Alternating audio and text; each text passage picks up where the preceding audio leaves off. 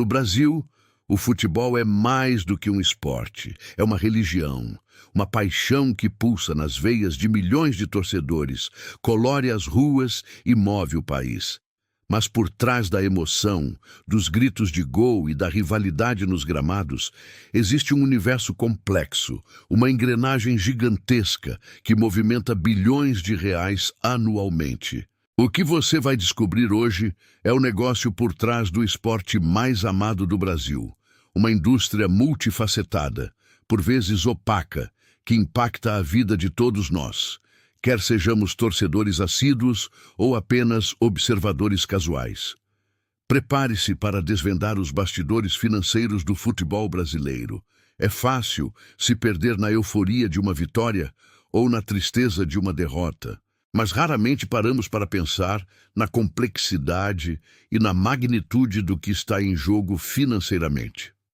O futebol brasileiro não é apenas um jogo, é uma indústria com faturamento que rivaliza com setores tradicionais da economia. Estamos falando de clubes que são verdadeiras empresas, ligas que operam como grandes conglomerados e um mercado de transferências que negocia talentos por cifras astronômicas. Quem diria que a mesma paixão que nos faz vibrar a cada domingo também sustenta um ecossistema econômico tão robusto? Para dar uma dimensão real a esse cenário, vamos aos números frios que, ironicamente, aquecem os cofres de muitos. A receita total dos 20 maiores clubes brasileiros, por exemplo, ultrapassou a marca dos 7 bilhões de reais em 2022.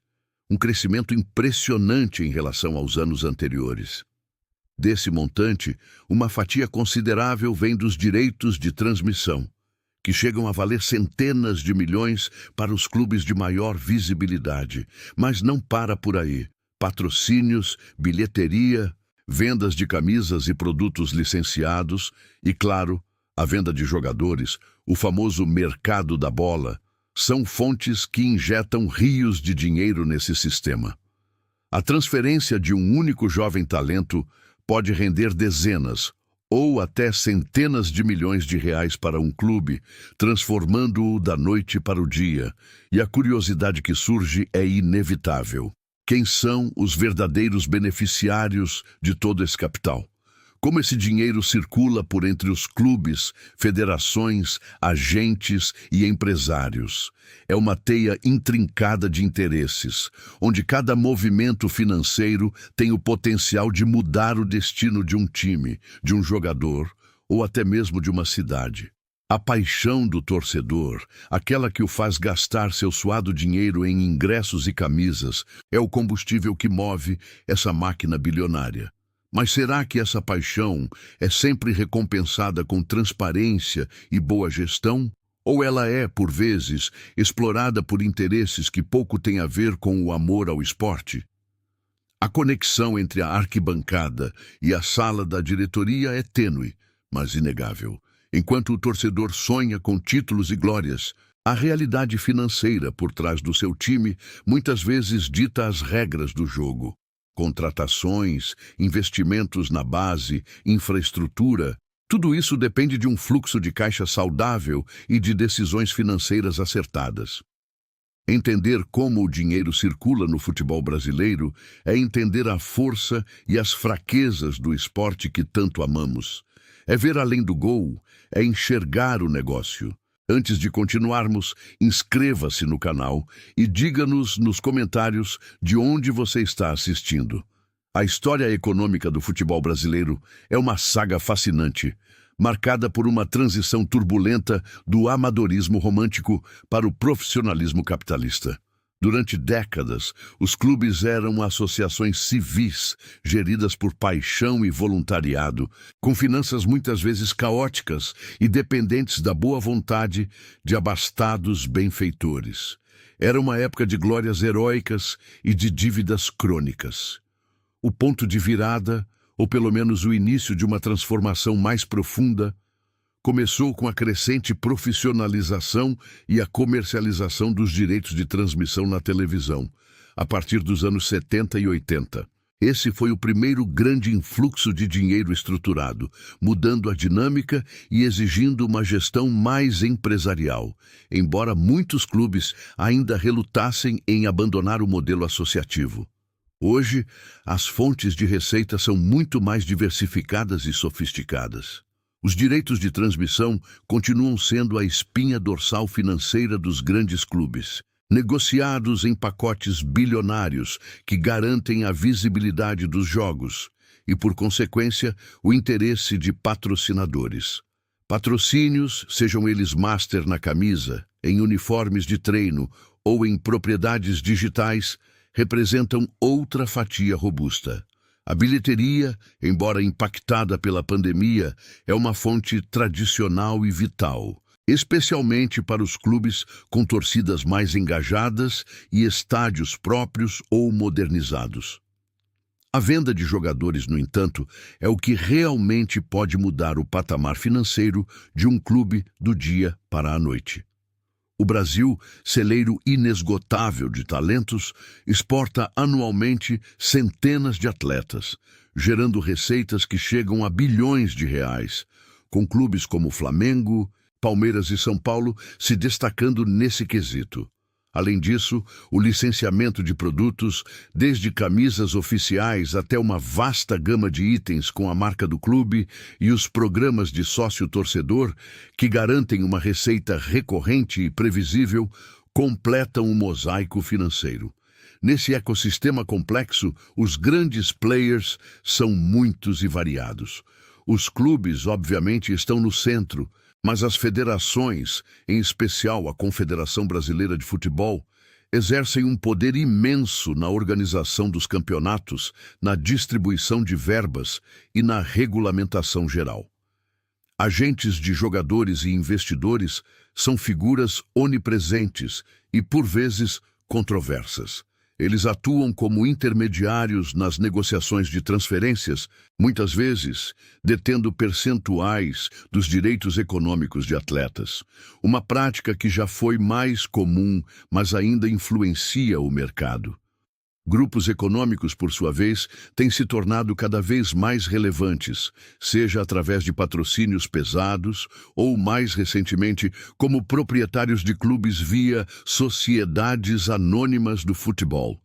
O mercado de transferências é um capítulo à parte. É onde o talento bruto se transforma em cifras milionárias. As negociações são intrincadas, envolvendo clubes vendedores, clubes compradores, o próprio jogador, seus agentes e, por vezes, fundos de investimento. A influência dos empresários é colossal, muitas vezes ditando o destino de jovens promessas e garantindo comissões vultosas. É um mercado volátil, onde a valorização de um jogador pode disparar após uma boa temporada ou um desempenho de destaque em um torneio, gerando lucros exponenciais. Não faltam casos de sucesso e fracasso financeiro. Clubes como o Flamengo, que passou por uma reestruturação financeira rigorosa, hoje colhem os frutos com receitas recordes e investimentos em infraestrutura e elenco. Por outro lado, clubes com tradição e grandes torcidas como o Cruzeiro afundaram em dívidas colossais devido a gestões irresponsáveis, chegando a ser rebaixados e lutando para se reerguer. Esses exemplos expõem a volatilidade inerente ao negócio. A paixão não garante a sustentabilidade sem uma gestão profissional e transparente. Nesse cenário, a ascensão das SAFs surge como uma tentativa de modernizar a gestão e atrair investimentos externos. Ao transformar o clube de uma associação civil sem fins lucrativos em uma empresa, a SAF permite a entrada de capital privado, com investidores assumindo a gestão e buscando lucro.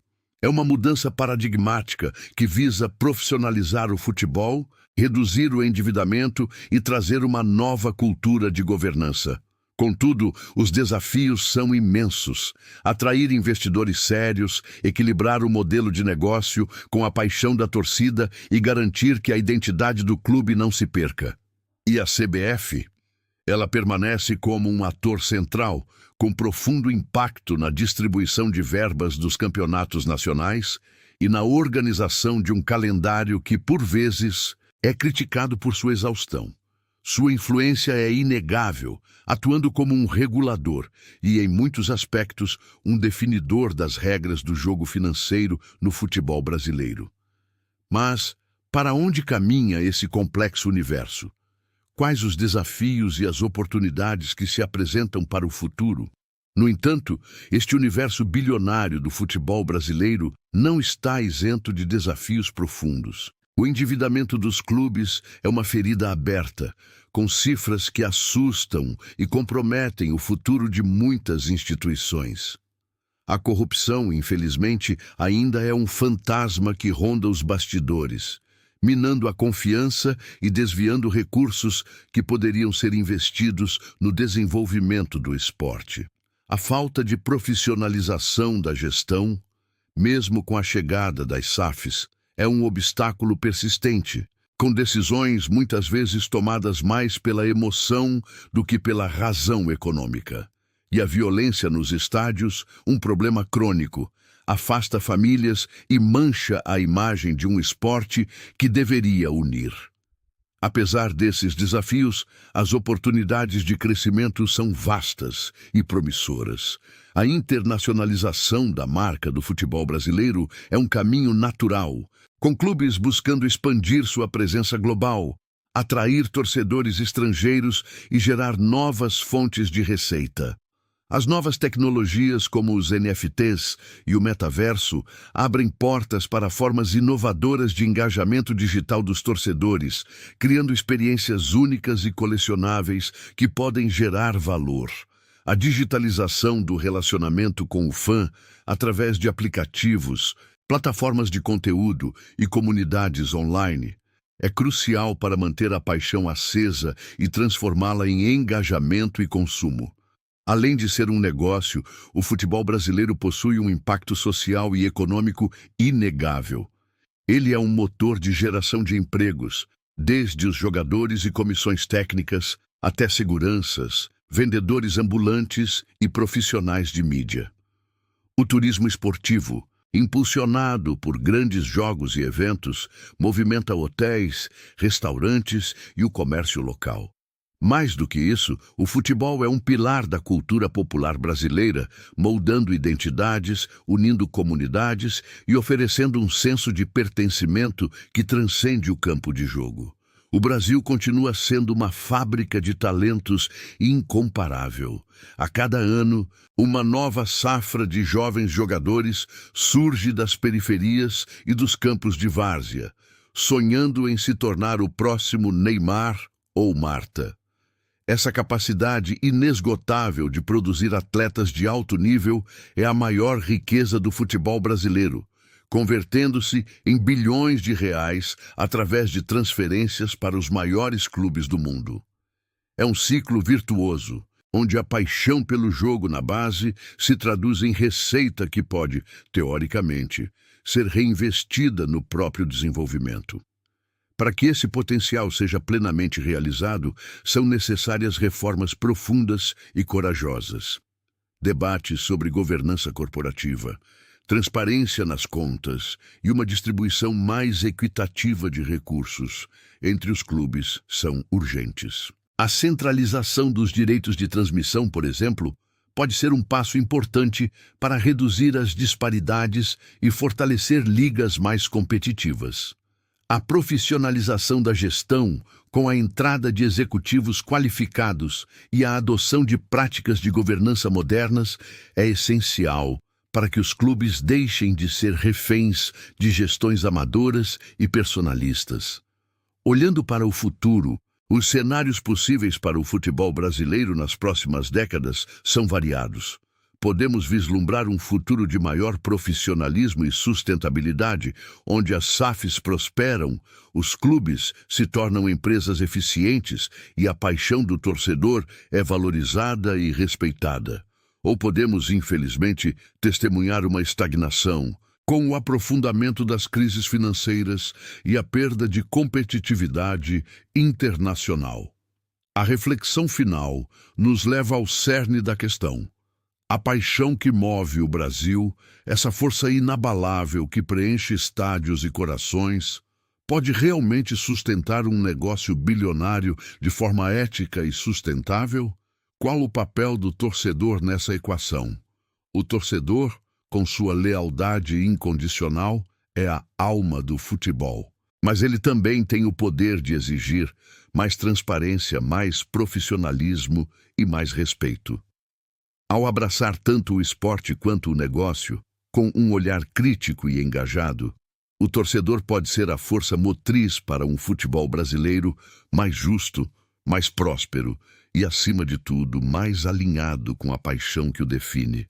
O futuro do futebol brasileiro, em última instância, será construído pela forma como equilibramos essa paixão com a responsabilidade de gerir um dos maiores espetáculos do planeta.